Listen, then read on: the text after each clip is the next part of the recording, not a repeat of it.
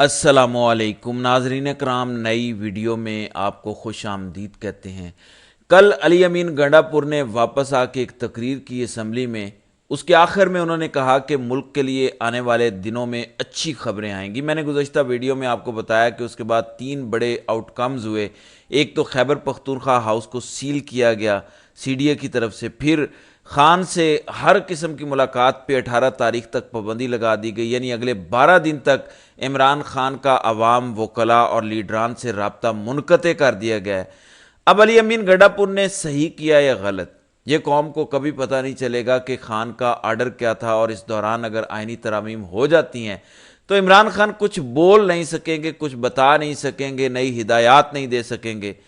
میں اتنا آپ کو بتا دوں کہ خان کی آخری ہدایات یہی ہیں کہ احتجاج جاری رہے گا جب تک میں بند کرنے کا خود نہ کہوں۔ اس لیے پی ٹی آئی کی طرف سے اعلامیہ آیا ہے جس پر آگے بات کریں گے۔ پھر شیطانوں کی ایک مجلس شورا ہو رہی ہے، اس میں آپ کو ساری وہ پارٹیاں نظر آ رہی ہیں جو آئینی ترمیم کے لیے ضروری ہیں۔ فلسطین کے نام پر ایوان صدر میں لوگوں کو اکٹھا کیا گیا، پی ٹی آئی نے جانے سے انکار کیا، لیکن آپ کو فضل الرحمان بلاول کے ساتھ کھڑے نظر آ رہے ہیں۔ نواز شریف اسپیشلی لاہور سے یہاں شرکت کرنے آیا ہے۔ اب نواز شریف ہو یا زرداری، ان کو فلسطین کی کتنی ہمدردی یا پیار ہے یہ سبھی جانتے ہیں۔ تو ابلیس کی شورا جو ہو رہی ہے اس میں فضل الرحمان اور باقیوں کے سامنے پیکج رکھا جائے گا، ایسی آفر کی جائے گی کہ فضل الرحمان ریفیوز نہ کر پائیں۔ اب دیکھنا یہ ہے کہ ہوتا کیا ہے، لیکن فلسطین بہانہ ہے، آئینی ترامیم اصل نشانہ ہے۔ میں آپ کو بتاتا ہوں، پھر ایک شوشہ چھوڑا گیا میڈیا پہ کہ اس ہفتے منصور علی شاہ کا بطور چیف جسٹس تعیناتی کا نوٹیفیکیشن جاری کر دیا جائے گا۔ یہ مصدقہ ذرائع سے خبر چلوائی گئی ہے کیپٹل ٹی وی پر۔ میں یہ نہیں کہتا کہ ذرائع غلط ہیں، لیکن ایسے موقع پر جب صرف جھوٹ کا بازار گرم ہو تو کسی بات پہ یقین نہیں کیا جا سکتا۔ یہ خبر محض دھوکہ بھی ہو سکتا ہے عوام کو ٹھنڈا کرنے کے لیے کہ منصور علی شاہ کا نوٹیفیکیشن ہو جائے گا۔ اس سے زیادہ اہم یہ ہے کہ عوام یہ چاہتی ہے کہ آئینی ترامیم نہ ہو۔ اس کے لیے ایک اچھا سٹیپ ہوا ہے، اور اسلام آباد میں وکلاء کنونشن میں جوائنٹ ریزولوشن پاس ہوا ہے کہ یہ آئینی ترامیم کسی صورت وکلاء کو منظور نہیں ہے۔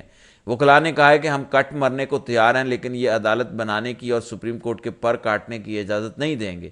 یہ ایک پازیٹیو آؤٹ کم آیا ہے وکلاء کنونشن سے۔ پھر امریکی صدارتی امیدوار ڈاکٹر جل سٹین جو ٹرمپ اور بائیڈن دونوں کے خلاف لڑ رہی ہیں، یہ ایک تیسری قوت کے طور پر سامنے آنا چاہتی ہیں۔ ان کا کہنا ہے کہ یہ بات بالکل واضح ہے کہ امریکہ کی بیکڈ لا فیئر کمپین چل رہی ہے عمران خان اور ان کے سپورٹرز کے خلاف، اور جو کچھ کیا جا رہا ہے اس کا ایک ہی مقصد ہے کہ لوگوں کو پاکستان کی سب سے مقبول پولیٹیکل موومنٹ میں پارٹیسپیشن اور جمہوریت سے روکا جائے۔ یہ ایک واحد مقصد ہے۔ پھر وہ کہتی ہیں کہ یہ خان کو ریلیز کرنے کا وقت ہے۔ تو امریکی صدارتی امیدوار یہ اعتراف کر رہی ہیں کہ اس میں کوئی شک نہیں کہ خان پر سارے کیسز امریکی حما پر بنے۔ یہ بہت بڑا بیان ہے، اور اس کے آنے والے دنوں میں گہرے نتائج نکلیں گے۔ اب یہ اعتراف جرم بھی ہے کیونکہ ایک امریکی صدارتی امیدوار نے یہ کہا ہے۔ اب ہو کیا رہا ہے؟ پی ٹی آئی کے جو لوگ مختلف جگہوں سے پکڑے گئے ان سے زبردستی بیانات لیے گئے ہیں کہ گنڈا پور نے ہمیں پٹرول دیا اور کہا کہ جاؤ اور وہاں آگ لگا دینا۔ پھر روف کلاسرا جیسے صحافی نما لوگ یہ کہہ رہے ہیں کہ خان اور علی امین کا منصوبہ یہ تھا کہ سارے لوگ وہاں پہنچیں گے، علی امین غائب ہو جائیں گے، اس سے افراتفری ہوگی، لوگ ہر جگہ آگ لگا دیں گے، توڑ پھوڑ ہوگی، تباہی ہوگی، اور پھر حکومت مجبور ہو جائے گی کہ موب قابو سے باہر ہو گیا ہے، اور اس طرح خان کی ساری ڈیمانڈز مان لی جائیں گی۔ یعنی اس طرح کے بیانیے جو ہیں وہ بنائے جا رہے ہیں۔ پھر کمپنی وہی کر رہی ہے کہ لوگوں کو پکڑ کر ان سے جعلی بیانات دلوا رہی ہے۔ اب 2 چیزیں سامنے آئی ہیں۔ علی امین نے یہ سب کیوں کیا؟ 2 ہی باتیں ہو سکتی ہیں، یا تو بڑے مقصد کے لیے علی امین گنڈا پور نے عمران خان، پاکستان اور عوام کی خاطر، بڑے مقصد کی خاطر اپنی سیاست قربان کی ہے۔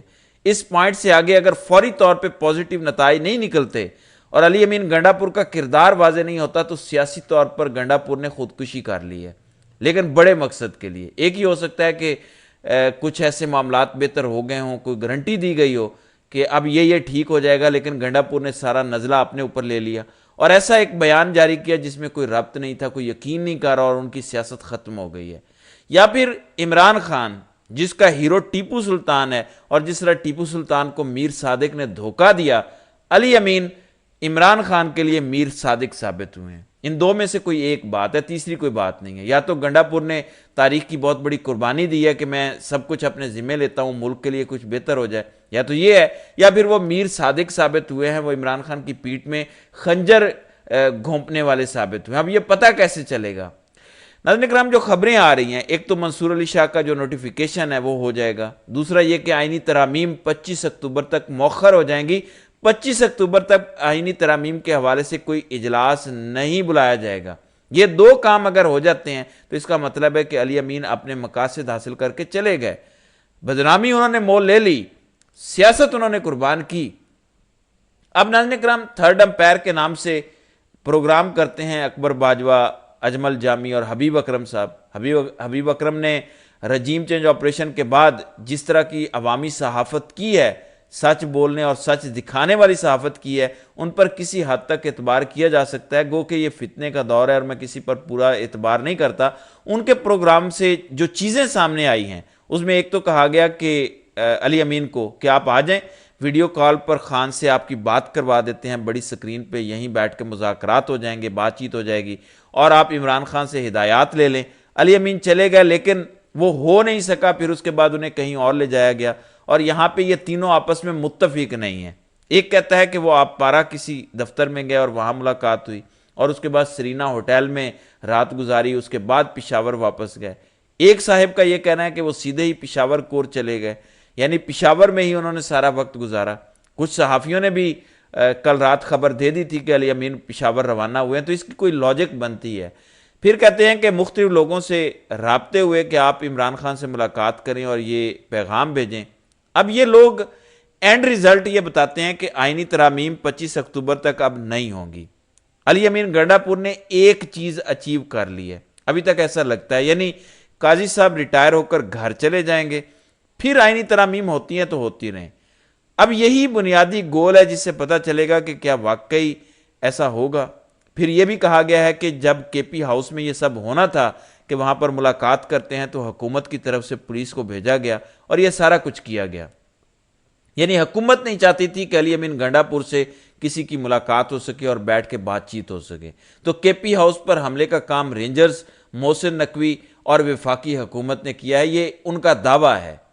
اب اس میں لاجیکل بات ہے، آپ کو یاد ہوگا نواز شریف جب پاکستان آ رہا تھا، گرفتاری اس کی ہونی تھی 2018 میں، تو شہباز شریف کو آرڈر تھا کہ تم نے ایئرپورٹ پہنچنا ہے عوام کا جمع غفیر لے کر، لیکن شہباز شریف میلوں دور کھڑے رہے، ایئرپورٹ کے قریب بھی نہیں گئے، اور اس کے بعد اسٹیبلشمنٹ کے ساتھ سارے معاملات ان کے طے ہو گئے تھے۔ علی امین گنڈاپور اب تک 3 ایسے مقامات ہیں جہاں نہیں پہنچے، کبھی واپس مڑ جاتے ہیں، کبھی رک جاتے ہیں، لیٹ پہنچتے ہیں، اور کبھی کے پی ہاؤس چلے جاتے ہیں، ڈی چوک نہیں پہنچتے۔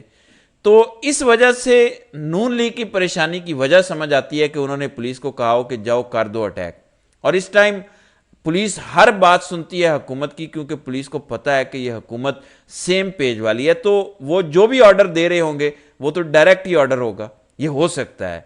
تو ان ساری چیزوں کا حاصل اصول یہ ہے کہ علی امین گنڈاپور نے غداری کی ہے، تو آئینی ترامیم 25 اکتوبر سے پہلے ہو جائیں گی۔